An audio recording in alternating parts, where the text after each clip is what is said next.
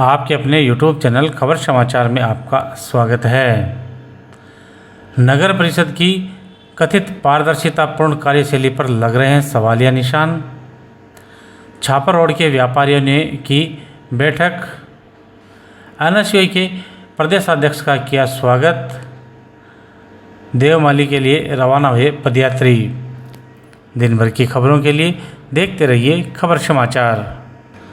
वीर गुर्जर नवयुवक मंडल के बैनर तले डीजे के साथ गाजे बाजे से गुर्जर समाज के युवा देवधाम देवमाली की पदयात्रा पर रवाना हुए हैं।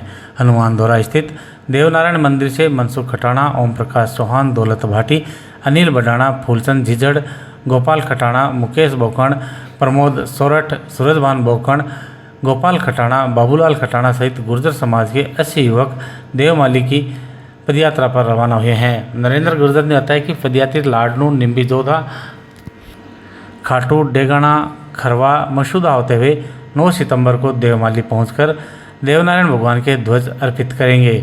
नरेंद्र ने बताया कि देवधाम देवमाली की यात्रा के पश्चात सभी पदयात्री सवाई भोज एवं मालेश्वरी डूंगरी जाकर भी दर्शन कर धोख लगाएंगे।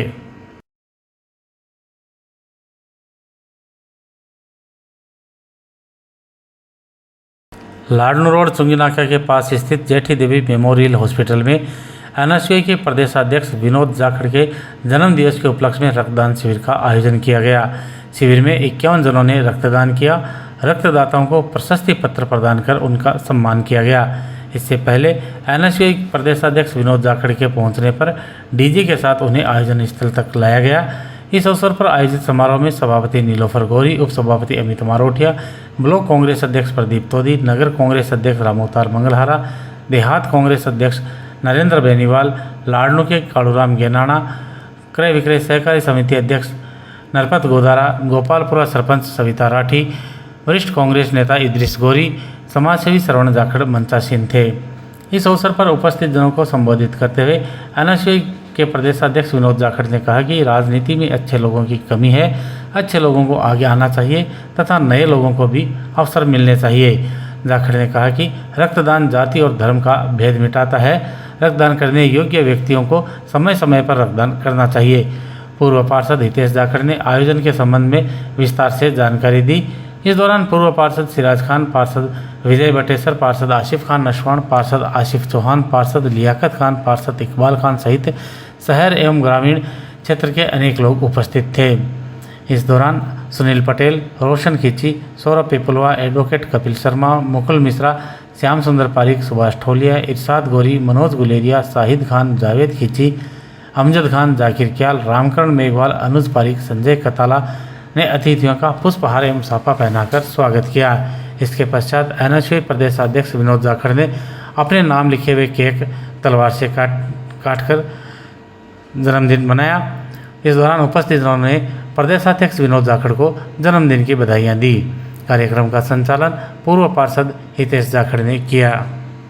मेरा 7 तारीख को जन्मदिन है और आज 4 सितंबर को हमारे हितेश जी और यहाँ के समस्त NSUI कांग्रेस की पूरी टीम ने जो है रक्तदान शिविर का आयोजन किया है। बहुत ज़बरदस्त युवाओं में उत्साह है और इसको लेकर हम एक अच्छी मुहिम भी चला रहे हैं कि भाई ज़रूरतमंद जहाँ भी व्यक्ति रहे और उसको खून जो है हम लोग उपलब्ध करा सके, क्योंकि आप सब और हम जानते हैं खून किसी मशीन में नहीं बनता है। इससे एक संदेश भी गया है आपसी भाईचारे का, प्रेम का, सौहार्द का। आज तमाम जाति, धर्म और संप्रदाय के लोगों ने एकजुट होकर रक्तदान में बढ़ चढ़ कर हिस्सा लिया। मैं यही ईश्वर से भी कामना करूँगा सभी रक्तदाताओं को ईश्वर जो बालाजी महाराज स्वास्थ्य लाभ रखें, दीर्घायु रहे। हम सब मिलकर एक अच्छा काम करेंगे। कैसे नौजवान पीढ़ी एक अच्छी राह पे चले और कैसे हम सब लोग आपसी भाईचारे और सद्भावना की को साथ लेकर बढ़ें, इसी को लेकर मैं हितेश जी और तमाम हमारे काड़ू जी भाई साहब, सभापति, सबको मैं धन्यवाद देता हूँ, तमाम टीम को, कि आपने मुझे इतना मान सम्मान दिया और बढ़ चढ़ कर जो है आपने इस कार्यक्रम में हिस्सा लिया। बिल्कुल नौजवानों की भागीदारी बहुत आवश्यक है, क्योंकि जिस तरीके से हम लोग देख रहे हैं बीजेपी दोहरी राजनीति कर रही है, नौजवानों को ठगने का काम कर रही है, तो हम सब लोग मिलकर मजबूती से इस उपचुनाव के अंदर जो है हम शिकस्त देंगे बीजेपी को। जिस तरीके से देखते हैं कि कांग्रेस की पिछली जो जन कल्याणकारी योजनाएं थी, चाहे वो शिक्षा को लेकर हों, चाहे स्वास्थ्य को लेकर हों, भजनलाल सरकार ने उनको बंद करने का काम किया। एक अनुकृति योजना भी थी जिसके तहत गरीब ढाणी के बच्चे आगे आकर पढ़ाई करते थे और कहीं ना कहीं उनको ऐसी स्कॉलरशिप मिलती थी जो अच्छी कोचिंगों में जो है बच्चे एडमिशन ले सकें। लेकिन आज भजनलाल सरकार ने उसको बंद कर दिया, चिरंजीवी योजना को बंद कर दिया।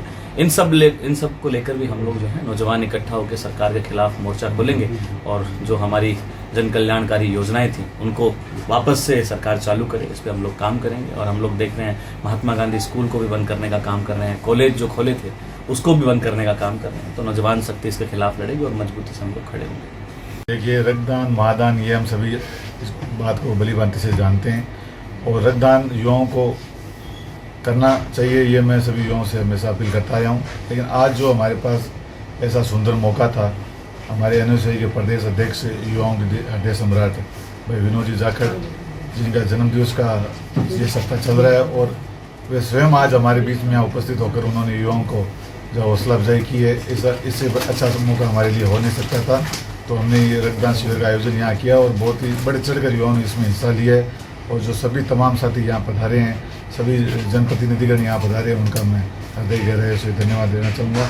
और भाई साहब का भी बहुत बहुत धन्यवाद देना चाहूँगा कि पूरी जयपुर से अपनी टीम के साथ यहाँ पधार कर युवाओं को आशीर्वाद दिया।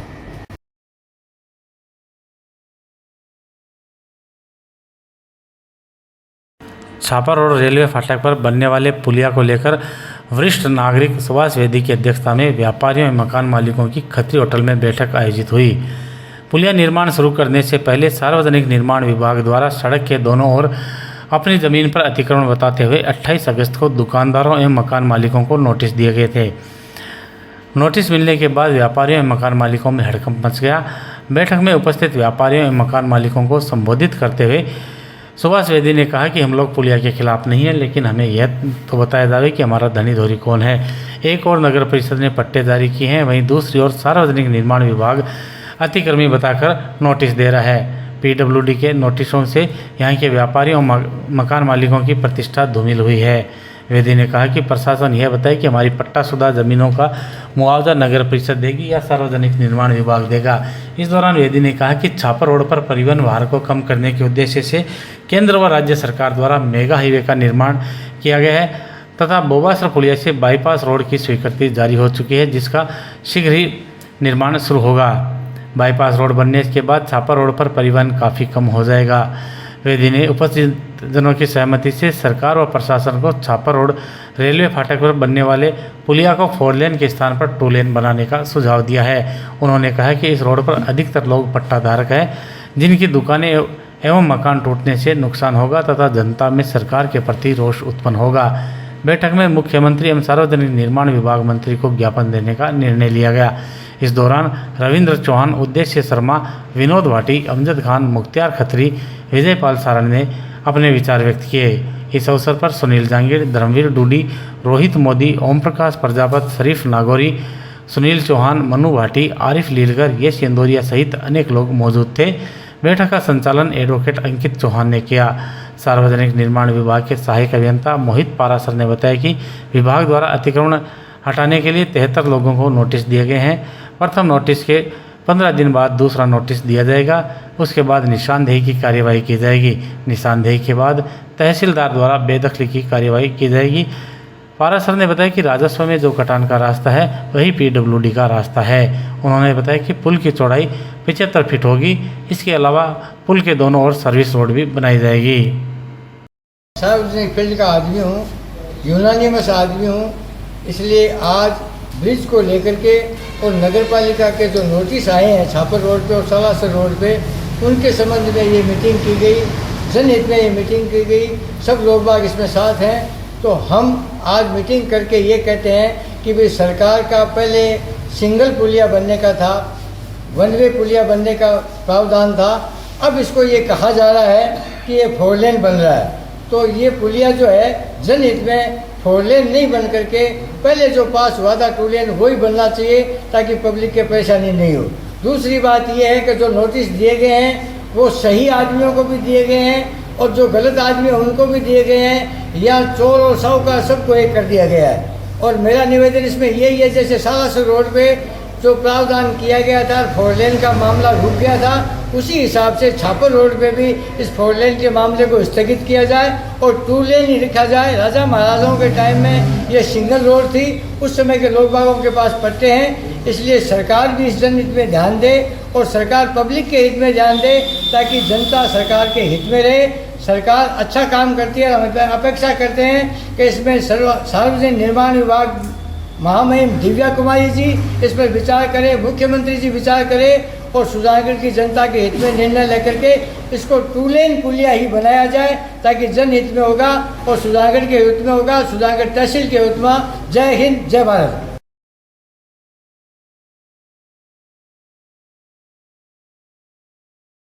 कहते हैं कि कानून सबके लिए समान है और उसकी सभी को पालना करनी होती है, लेकिन लगता है कि सुजानगढ़ नगर परिषद के अधिकारियों के लिए इसकी कोई बाध्यता नहीं है। सूचना के अधिकार के तहत आवेदक द्वारा मांगी गई सूचना देना संबंधित अधिकारी का नैतिक दायित्व है, लेकिन नगर परिषद आयुक्त द्वारा आवेदकों को सूचनाएं नहीं दी जाती है और उन्हें मजबूरन राजस्थान राज्य सूचना आयोग का रुख करना पड़ता है। ऐसे ही एक मामले में राजस्थान राज्य सूचना आयोग ने नगर परिषद आयुक्त को आगामी 25 सितंबर को स्वयं या अपने प्रतिनिधि के जरिए उपस्थित होने के निर्देश दिए हैं। एडवोकेट त्रिलोकचंद मेघवाल ने द्वारा नगर परिषद से सूचना के अधिकार के तहत जानकारियां मांगी गई थी, लेकिन समयावधि पूरी होने के बाद भी जानकारी नहीं दी गई। इसी प्रकार द्वितीय अपील पर भी आयुक्त द्वारा कोई टिप्पणी नहीं की गई और सूचना भी नहीं दी गई, जो सूचना अधिकार अधिनियम के विपरीत है। इसलिए सूचना का अधिकार अधिनियम 2005 के तहत आयुक्त नगर परिषद को नोटिस देकर जयपुर तलब करते हुए स्पष्टीकरण मांगा गया है। एडवोकेट त्रिलोकचंद मेघवाल ने बताया कि नगर परिषद आयुक्त से घर घर कचरा संग्रहण के लिए लगाए गए ऑटो टिपर से जुड़ी सूचनाएं चाहिए गई थी, जिसमें सुजानगढ़ नगर परिषद क्षेत्र में चल रहे ऑटो टिपर की संख्या, उन पर लगे ड्राइवर व हेल्पर के नाम पता सहित उनके दस्तावेजी साक्ष्य मांगे गए थे। साथ ही तमाम ऑटो टिपर्स को जो भुगतान किया गया है उनके बिलों की प्रमाणित प्रति भी मांगी गई थी, जिनको लोक सूचना अधिकारी व आयुक्त नगर परिषद सुजानगढ़ द्वारा निर्धारित समयावधि में नहीं देकर सूचना का अधिकार अधिनियम 2005 के कानून का उल्लंघन किया गया है, जिसकी प्रथम अपील सभापति नगर परिषद सुजानगढ़ को की गई। फिर भी सूचनाएं नहीं दिए जाने पर राज्य सूचना आयोग जयपुर में अपील की गई, जिस पर राज्य सूचना आयोग ने नगर परिषद आयुक्त को 25 सितंबर को तलब किया है। लगातार हो रही बारिश के कारण ऑटो टिपर्स द्वारा प्राय शहर में घर घर कचरा संग्रहण नहीं किया जा रहा है। बुधवार को भी ऑटो टिपर होलीद्वारा स्थित अग्निशमन केंद्र पर खड़े रहे। इसका कारण यह बताया जा रहा है कि बारिश में डंपिंग यार्ड में ऑटो टिपर्स जा नहीं पाते, जिसके कारण कचरा संग्रहण नहीं हो पाया।